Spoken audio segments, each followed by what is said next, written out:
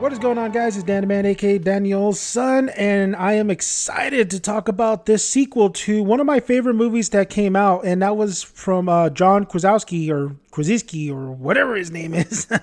Jim. It's Jim. A Quiet Place, but this time around, it's now called A Quiet Place 2. Now, this was supposed to hit last year, but of course, with the pandemic, it got pushed back. But this was one of my most anticipated horror movies coming in because I really enjoyed the hell out of A Quiet Place.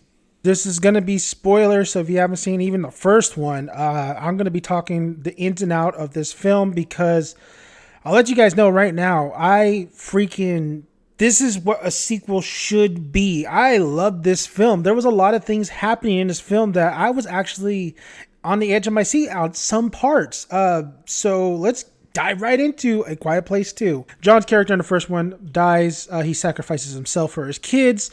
In this sequel, he is now behind the lens. So he is really he's directing this whole thing, credited for writing it as well. He just improves, man. He does a fantastic job behind the lens. The choices he makes throughout this film, the sound mixing is phenomenal. Nominations all aboard for the sound mixing, for the use of using sound, but then on more deeper, quieter moments, not have sound at all, because we do have a character who is deaf, and that is his daughter. And the characters seem to evolve a little bit more. They have more to do in this film. There's a lot of things there's moving pieces and moving parts that are going throughout this film, which I absolutely enjoyed. I thought the writing is very strong in this one, especially with a lot of the emotional moments and a lot of the setup. So right off the bat, John is in this film in the beginning, right? We see the beginning of how everything started. I love just the setup of him just grabbing some snacks and going to his son's baseball game. It just really feels, because I grew up in a little town as well in the beginning of my life, and it really feels kind of like this little town. It really reminded me of this town that I used to grow up in, knowing the people, even putting tabs on some of the stuff, because he puts a tab on in this film. But there's an event happening, right? There's an explosion. They see something in the sky that's happening. It looks like a meteorite or an asteroid about to hit, which the town at first is kind of calm, a little bit too calm in my liking. I would have been like, that's an asteroid. That's something. That's my biggest fear. My ass is grabbing the kids, grabbing the wife, and getting out of Dodge. But they do start panicking later on, as we see in the beginning of the opening. And the opening is phenomenal, man. This is one of the strongest openings I've seen. So if you guys seen Army of the Dead and Zack Snyder's, and I think his opening is really good. Zack Snyder really knows how to open a film, but John does it the proper way here. John really sets up a lot of moments and a lot of things that come play in later on. So example being his son. His son is going up bat, he's playing baseball, he's in a game. His mom is telling him to calm down, to be patient, to, relax. Cause this kid is like all over the place in this film. But they set up that, and it comes in handy later on in the film when he has to be a man and has to do anything and everything to protect his mom and his, I believe it's his brother or his, I believe it's like a boy, the baby, basically. So I really love that setup. I really love more of the father and daughter kind of interaction. Like she loves her dad so much. In this film, it is her trying to take the reins and getting the baton from her father from the first film, and really trying to make a difference in something, and making his sacrifice mean something. And that really hits towards the end of this film too, especially when she is forming a relationship with Cillian Murphy. Cillian Murphy was fantastic in this film. I always like him in films. If you don't know who Cillian Murphy is, he's the guy from the Christopher Nolan Batman movies, The Scarecrow. He's also 28 Days Later. He's in Inception. If you see this guy, you know who he is, and he's been phenomenal. I believe in Peaky Blinders, he's been nominated and won awards for that role as well. So Cillian Murphy in here really is such a beautiful add in here. Now, I'll let you guys know, there is not a lot, not like the whole movie's not Emily Blunt's movie. If you thought that at the end of the first one, we're going to go into an Aliens type territory where this is going to be action packed and stuff, it's not like that. and I'm super happy they didn't go that route. I think this is like on a budget on 68 million. It's still a smaller type of movie with big implications, of course, towards the end. But they do a beautiful job of making of every scene, every storyline count in this film. It's a really tight movie. The pacing is sometimes it could be a slower type of pacing, but you get that. You know, it's called A Quiet Place too, all right? And but when they do up the action and they do up the intensity, like you are literally, you know, these characters are going to be fine, hopefully. But you still have this suspense. You still have this dread, especially when kids are involved, especially when you like these characters a lot. So, I mean, when they really brought these intense moments, especially when, Emily Blunt in the beginning, Emily Blunt, the kids are like the map is telling them to go to where this other signal, right? The fire signal. And that's where Cillian Murphy is. And the kid gets like trapped in a bear trap, because there's traps. I mean, people who are still surviving are still trying to survive. Man, was that an intense scene, but a badass scene when the daughter is putting the frequency on and Emily Blunt gets her shotgun like the end of the first movie and blows that creature away. The creatures by far are the most intimidating creatures, even more intimidating than the first one in this film. It really reminded me of Venom with the face and the fangs, but you had a little bit of Stranger Things, and I love the long limbs, the spider-like ability. The jump scares in here is organic, right? It's so organic. Jump scares were fantastic in here. Brutal force. The CGI mixing with the live action and the civilians was phenomenal. It really made me think that if I was sitting in a car and I saw these creatures just absolutely tearing the streets up, like I would be shitting my pants. These things are vicious, and I love that in movies. If you're gonna give me something like this, they better be intimidating. They better have me sit there and think, what would I do in this scenario? There's nothing I can do. Realistically, throughout this film, Emily Blunt's son who gets caught in a trap and who's injured, the baby situation, like this is dread, man. This is like in reality, they're probably all dead, right? Because of the abilities of these creatures. But I do like the weaknesses. Here's the thing though. A lot of me watching this film, I just thought, man, this was the Walking Dead I always wanted.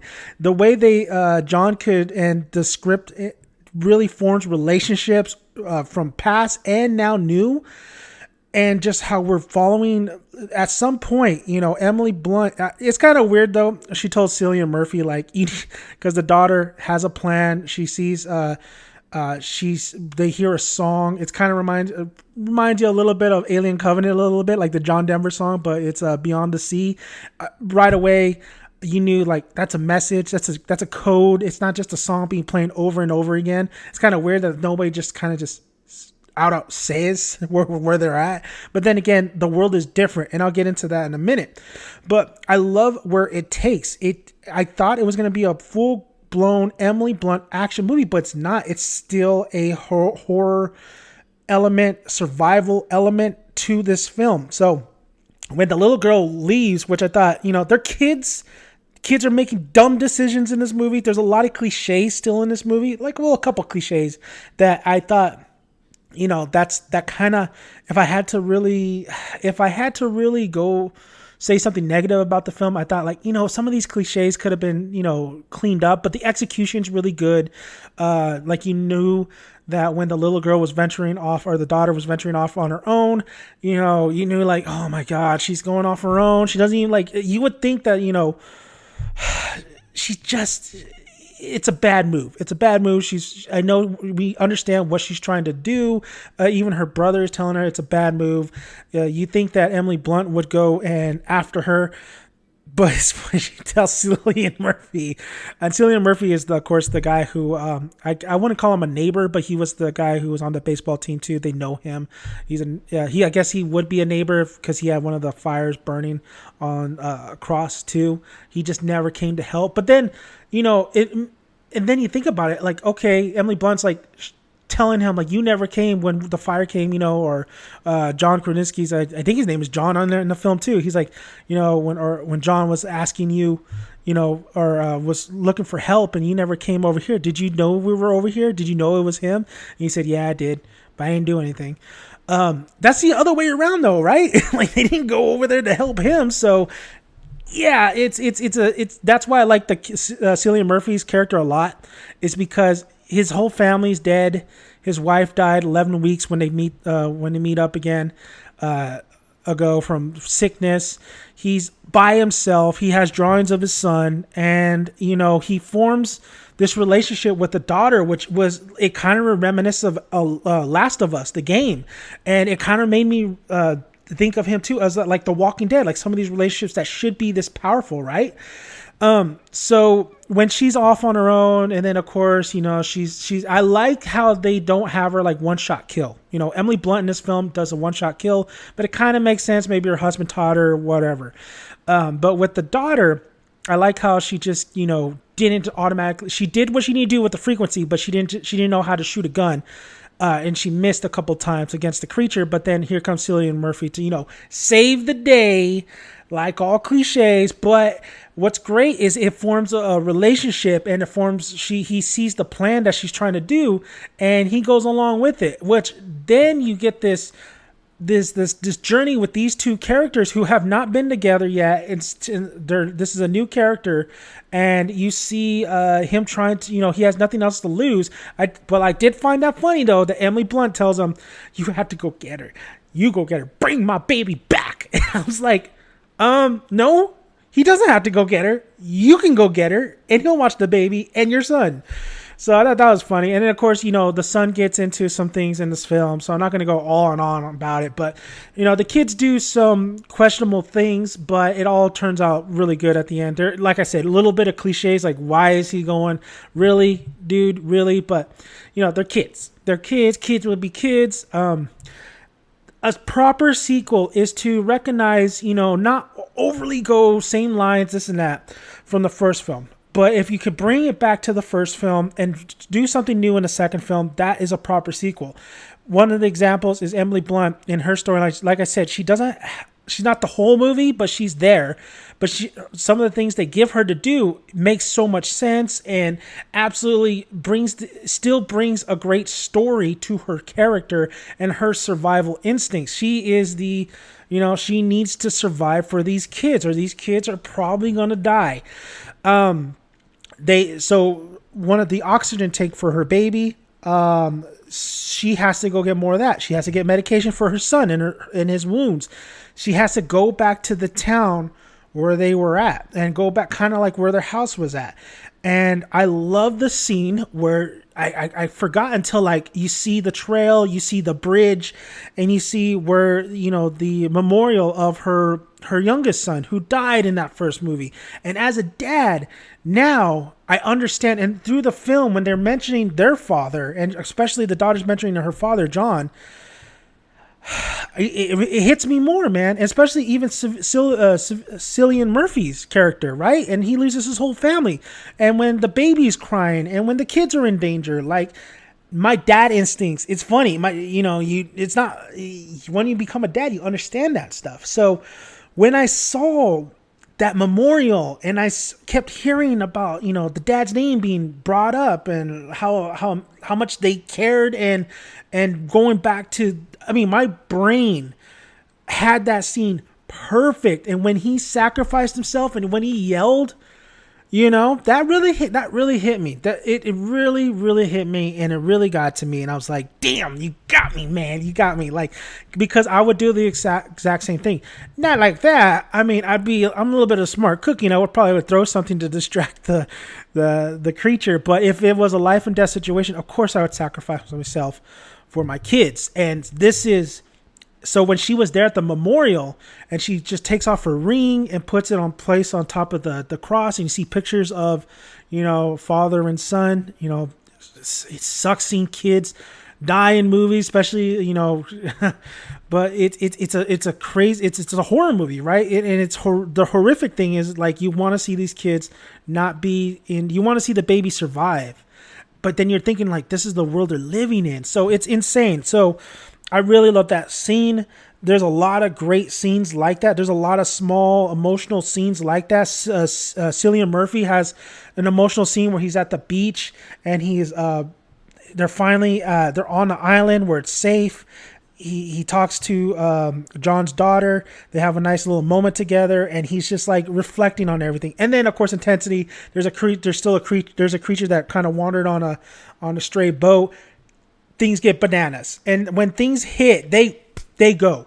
I really appreciate that. It's like a ride when you're on a ride, and it's one of those roller coasters that hit 0 to like 60, like that. Like it will hit you like a like a, what's it called? Not a Prius, but a Tesla. It's like a Tesla where your balls kind of go in your nutsack. If that makes any sense.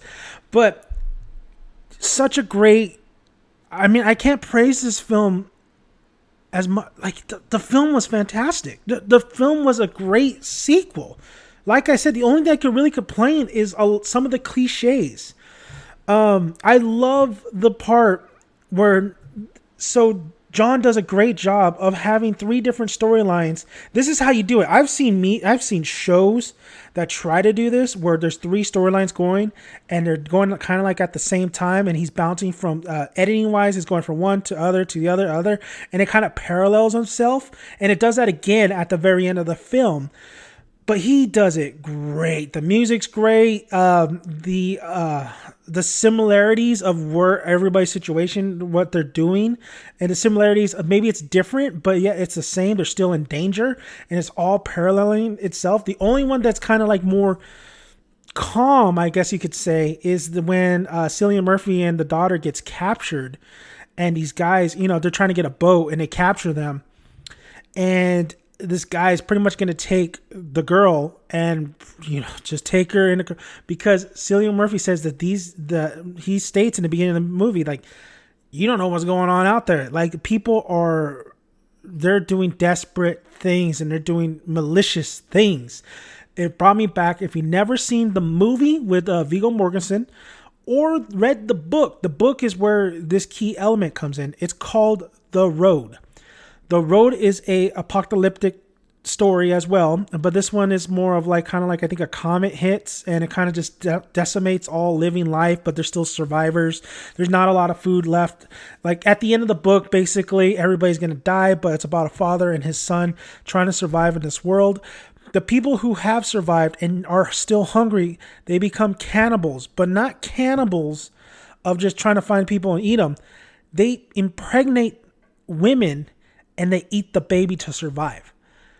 That's intense. That's what those guys reminded me of. And they didn't even really have that much big of a part in the film, but it reminded me of that scenario where it could be desperate like that in this type of film.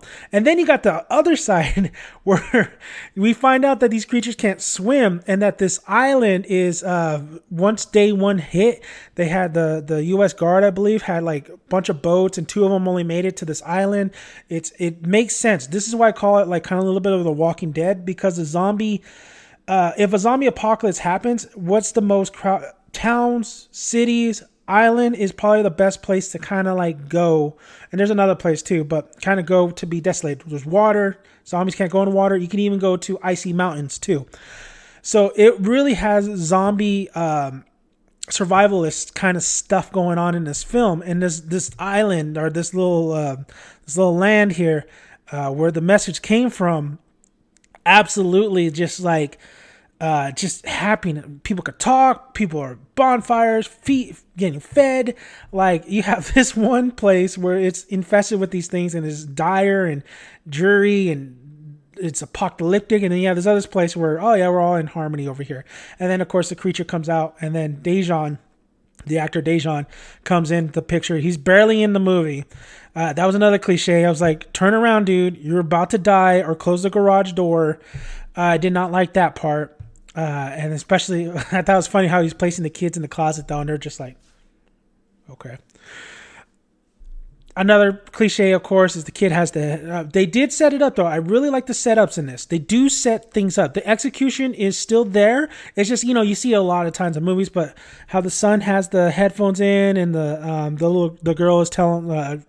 That's how they find the song, and at the end they're being attacked by this creature, and he still has the headphones on, and she's able to do the frequency, and of course he leads them to the. Where the song was been playing, they have all this radio tech and all that stuff, and then there we go, end of the movie, they're able to survive. But they all have this big journey, they all step up to the plate and they hit the home run. So this film, man, I just absolutely, this is a great film. This is fantastic. This so far has probably been my favorite flick. It does, like I said, the pacing, it is a great, like, that does have slow moments, but it doesn't, I never felt like it was longer than it should be, right? There's been movies that go way longer and I'm just like, this movie should be ending pretty soon. But this movie had the perfect time frame from beginning to middle to end. There's slower parts, but you're going to get that in this type of movie, but it never really bothered me. I just really, because this is the first time seeing the movie, maybe it will after a couple rewatches. You're like, okay, I know what's happening. This is getting a little bit slow. I want to get to the good parts. I could see that happening in rewatchability, but when it comes to like the first time, I was on the edge of my seat. I loved every minute. I loved where it was headed, especially when they hit you in that beginning, and especially when you kind of see where, oh, this is where it's going when it comes to the relationships, to the journeys of 3 different storylines going on, right? And then you get the overall big conclusion at the end. So I can't say enough. I love this movie. This movie was great. I mean, I want to see number 3. I think this has the potential to be probably one of the greatest trilogies of all time. I hear number 3 is on the way, and there is room to cap that number. I don't think there's room to do a number 4. I think you can go so far, but third one could really conclude it. It's going to be interesting that they stay kind of a smaller movie, because at the end of this one, I feel like you do got to go a little bit bigger, right? You do got just a tiny bit bigger, because more elements have to come into play. If you're going to get rid of these things for good, you have to include the government or whatever is left of it. Something like that. It has to be a little bit of a World War Z kind of type of deal, where it could still stay... that was a big old... okay, I think that's a warning shot right there. But I still think... it could be a smaller scale, but have a budget to it. It's gonna be interesting. So, A Quiet Place 2, hands down, one of my favorite movies of the year. I'm happy to say this is definitely a true sequel. I think honestly it goes hand in hand with the first one. You can enjoy both at the same level, and it just makes you want to continue. It makes you want to go watch the first one, which is always great when movies make you do that, but in a good way. And then it makes you want another one, so you could see where this could head to. So fantastic.